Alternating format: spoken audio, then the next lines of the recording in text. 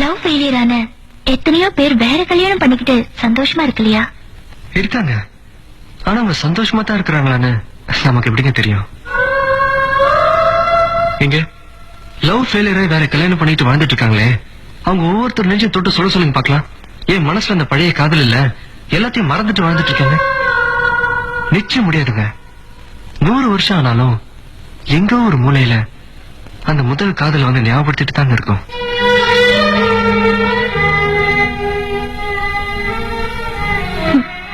After all one side லவ்வுக்கு போய் இப்படி feel பண்றீங்களே. ஒரு செடியில எத்தனை பூ பூக்குது? ஒரு பூ உதிர்ந்தா இன்னொரு பூ பூக்குறது இல்ல? வாஸ்தவம் தாங்க.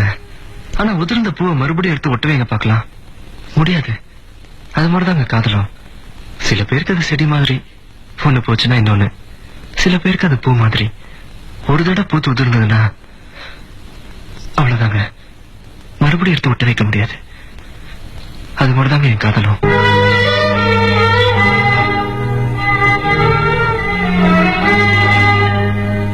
இதுதான் உங்க பதிலா? இல்ல, இதுதான் என் முடிவு.